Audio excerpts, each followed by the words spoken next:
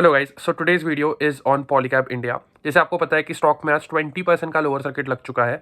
IT department की जो rates चल रही है उसके कारण ऑब्वियसली ये इम्पैक्ट आया है स्टॉक के ऊपर। मैं यूजुअली इस चैनल पर कोई भी स्टॉक स्पेसिफिक वीडियो बनाना प्रेफर नहीं करता, क्योंकि मुझे कोई भी स्टॉक स्पेसिफिक रिकमेंडेशन बाय और सेल रिकमेंडेशन नहीं देनी इस चैनल से। बट ये वीडियो थोड़ा सा स्पेशल इसलिए है क्योंकि ये स्टॉक खुद मेरे पोर्टफोलियो में भी है। ये स्टॉक में मैंने आईपीओ के समय इन्वेस्ट किया था, ऑब्वियसली उसके बाद भी मैंने स्टॉक में काफ़ी एडिशंस किए हैं। एंड मैंने स्टॉक के ऊपर काफ़ी detailed research and detailed analysis की है। एंड उसके बाद ही ऑब्वियसली मैंने स्टॉक में इन्वेस्ट किया था आईपीओ के समय। इस कंपनी के कई सारे एम्प्लॉयज से मैंने बात की है, कई सारे डिस्ट्रीब्यूटर से मैंने बात की है। तो काफ़ी ज़्यादा जो इनसाइडर लोग हैं इस कंपनी में, उनसे भी मैंने बात की है। And obviously after the raids as well I have spoken with them. So मुझे लगा था कि एक वीडियो बनाना बहुत ज़रूरी है, क्योंकि काफ़ी जो चीज़ें देख रहा हूँ मैं यूट्यूब पे, काफ़ी रूमर्स जो है वो फैलाए जा रहे हैं। एंड इसीलिए मैंने सोचा कि ये वीडियो बनाना बहुत ज़रूरी है, ताकि इन्वेस्टर्स को एक आइडिया लग जाए कि क्या हुआ है कंपनी में, क्यों हुआ है, एंड आगे क्या हो सकता है इसके कारण, एंड स्टॉक में और कितनी गिरावट आ सकती है because of this whole tax fiasco. So सबसे पहले तो गाइस ये जानते हैं कि एग्जैक्टली हुआ क्या है। बहुत डिटेल में नहीं जाऊंगा क्योंकि आपको ऑलरेडी आइडिया होगी कि एग्जैक्टली हुआ क्या है। So last week of December में आईटी डिपार्टमेंट ये घोषणा करती है कि उन्होंने पॉलीकैब इंडिया के 50 प्रेमाइसेस पर पैन इंडिया टैक्स रेड्स किए हैं। उनको ये शक है कि कंपनी टैक्स इवेजन में इन्वॉल्व है। इसका मतलब कंपनी ने अपना जो रेवेन्यू है वो थोड़ा सा कम दिखाया, ताकि उनका प्रॉफिट कम आए एंड वो टैक्स कम भर सके सरकार को। सो ये एग्जैक्टली टैक्स इवेजन एग्जैक्टली होता क्या है, वो ये होता है टैक्स इवेजन। सो वो तो अभी समझ गया। रेड्स लगभग एक हफ्ता चली, उसके बाद 2 हफ्ते कुछ नहीं आया। एंड इस ट्यूसडे को, मतलब 2 दिन पहले ही, एक रूमर आती है कि कंपनी 250 से 300 करोड़ के टैक्स इवेजन में फंसी हुई है। सो प्रमोटर्स भी इन्वॉल्व है। लगभग 1500 करोड़ का जो सेल्स है वो उन्होंने नहीं दिखाए। एंड इसमें कई सारे बड़े डिस्ट्रीब्यूटर्स जो कंपनी के हैं वो भी इन्वॉल्व है। तो ये सारी चीज़ें बाहर आई। हाउएवर कल वापस से कंपनी ने ये प्रेस रिलीज जारी की कि ये सारी इन्फॉर्मेशन झूठी है, ऐसा कुछ भी नहीं है। बट कल ही वापस से रात को लेट नाइट आईटी डिपार्टमेंट अपने ऑफिशियल मिनिस्ट्री ऑफ फाइनेंस के वेबसाइट पर ये अपडेट दे देता है कि उन्होंने जिस कंपनी में रेड की थी दिसंबर में, उस कंपनी में टैक्स फ्रॉड सामने आया है। लगभग 1000 करोड़ का टैक्स फ्रॉड है। इसका मतलब 1000 करोड़ के जो रेवेन्यूज है वो कंपनी ने किए थे, बट उन्होंने नहीं दिखाए कंपनी के अकाउंट्स में। उन्होंने वो प्रमोटर्स के पर्सनल अकाउंट्स में दिखाए या डिस्ट्रीब्यूटर्स के अकाउंट में दिखाए, जिसके कारण कंपनी का रेवेन्यू कम दिखे, प्रॉफिट कम दिखे, जिसके कारण कंपनी को जो टैक्स है वो कम देना पड़े। तो ये बेसिकली आईटी डिपार्टमेंट के जो रेड्स है उनमें उनको ये प्रूफ मिला है, ऐसे आईटी डिपार्टमेंट का कहना है अभी तक। सो गोइंग फॉरवर्ड अब कंपनी में क्या होगा। सो गाइस, इतना आसान नहीं होता कि किसी आईटी डिपार्टमेंट ने कह दिया कि अब ये टैक्स फ्रॉड हुआ है तो कंपनी को डायरेक्टली वो बोलेंगे कि आप पे करो एंड कंपनी पे कर देगी। इतना सिंपल नहीं होता। पहली बात तो ये समझिए कि ये एक नोटिफिकेशन जारी किया है आईटी डिपार्टमेंट ने। तो इसकी अगली स्टेप क्या होगी, आईटी डिपार्टमेंट को पॉलीकैब इंडिया को एक नोटिस भेजना पड़ेगा, टैक्स नोटिस, जिसमें उनको ये बताना पड़ेगा कि एग्जैक्टली कितने करोड़ का जो है वो टैक्स इवेजन कंपनी ने किया है, उनके पास क्या क्या प्रूफ्स है, एंड वो कंपनी को कितने टाइम तक वापस करना पड़ेगा, गवर्नमेंट को कितना टैक्स भरना पड़ेगा।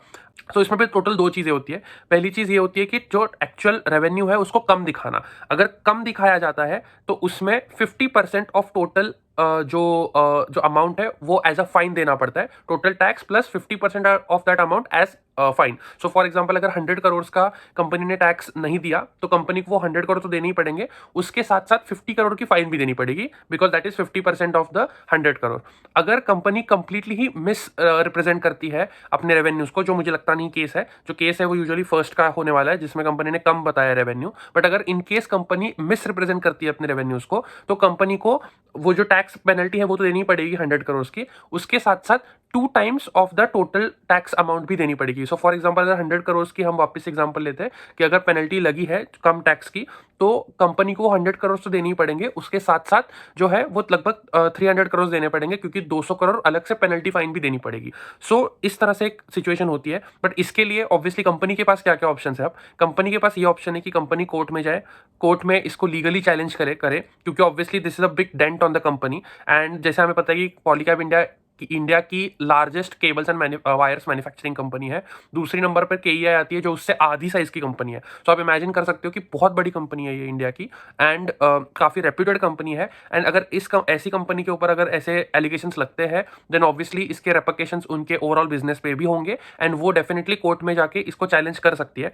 अगर कोर्ट में उनके खिलाफ केस का रिजल्ट आता है, मतलब अगर कोर्ट मानता है कि नई कंपनी ने किए है टैक्स इवेजन किया है कंपनी ने, तो कंपनी को जो भी पेनल्टी है along with the estimated tax वो उनको देना पड़ेगा आईटी डिपार्टमेंट को। सो ऐसा ओवरऑल सिचुएशन है। सो अब गोइंग फॉरवर्ड क्या होगा? सो इसमें जो मेजर इशू जो दिख रहा है, जो जिसके कारण स्टॉक प्राइस और नीचे आने के चांसेस है, that is the companies exclusion from the MSCI index. So कुछ दिनों पहले ही कंपनी को एमएससीआई इंडेक्स में इंक्लूड किया गया था, जिसके कारण काफी जो इन्वेस्टर्स जो एमएससीआई इंडेक्स को देख के इन्वेस्ट करते हैं, कई सारे फंड्स जो होते हैं वो उन एमएससीआई इंडेक्स को देख के इन्वेस्ट करते हैं, उनका पैसा पॉलीकैब के स्टॉक में आया था। एंड अगर इन केस वो ये स्टॉक जो है अगर एमएससीआई इंडेक्स से बाहर निकल जाता है, तो इन फंड्स को भी निकालना पड़ेगा पॉलीकैब को, ना चाहते हुए भी। तो अगर वो लॉस में भी हो तो भी उनको लॉस में बेचना पड़ेगा, जिसके कारण जो है वो स्टॉक में और तेजी से सेलिंग आ सकती है।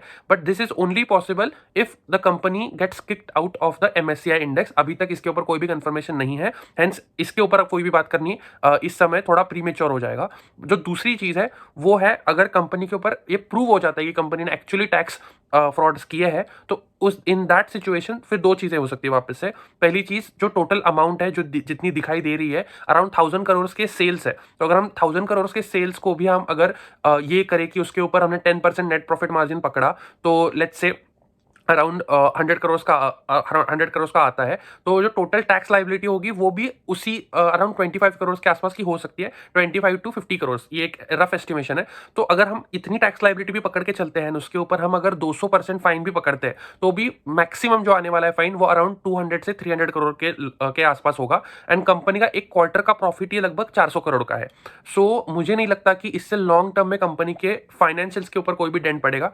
बट सबसे मेजर इशू जो आने वाला है वो कंपनी के रेपुटेशन के ऊपर आने वाला है, कॉर्पोरेट गवर्नेंस के ऊपर आने वाला है। क्योंकि जो काफी सारे इन्वेस्टर्स होते हैं वो कॉर्पोरेट गवर्नेंस को देख के भी इन्वेस्ट करते हैं, वो बस फाइनेंशियल्स को नहीं देखते। वो चाहते ही कंपनी के प्रमोटर्स क्लीन हो, उनके ऊपर कोई भी ऐसे दाग धब्बे नहीं हो। बट अगर ये प्रूव हो जाता है, देन कंपनी के प्रमोटर्स के ऊपर डेफिनेटली एक बहुत ही बड़ा डेंट आएगा, उनके रेपुटेशन के ऊपर, कंपनी के रेपुटेशन के ऊपर एक डेंट आएगा। तो ये देखना बहुत जरूरी होगा कि कंपनी क्या इसके आगे स्टेप्स लेती है टू मेक श्योर कि ऐसी चीजें वापस फ्यूचर में ना हो। एंड जिनको पता नहीं है उनके लिए मैं बता देता हूँ कि 2009 में भी पॉलीकैब इंडिया के ऊपर ऐसे ही टैक्स के आईटी रेट्स हुए थे। तो ये पहली बात नहीं है, Polycab India has a history of tax evasion apparently, क्योंकि 2009 में भी ये सेम चीज़ हुई थी पॉलीकैब के साथ। मैं न्यूज़ जो आर्टिकल है वो भी नीचे अटैच कर दूंगा, उसका आउटकम भी आई थिंक अराउंड 100 करोड़ का टैक्स इवेजन आया था। तो वो टाइम पे भी सिमिलर न्यूज़ बाहर आई थी, बट तब कंपनी लिस्टेड नहीं थी, इसलिए इतना बड़ा हल्ला नहीं हुआ था। तब कंपनी भी काफ़ी छोटी साइज़ की थी। So I think as investors the important thing is, जो लोगों ने पहले से ही इन्वेस्ट करके रखा है इस कंपनी में, उन्होंने पैनिक में आकर स्टॉक को बेचना नहीं चाहिए। बट वो फोमो बाइंग भी इस लेवल पे करने की मुझे लगता नहीं करने की ज़रूरत है।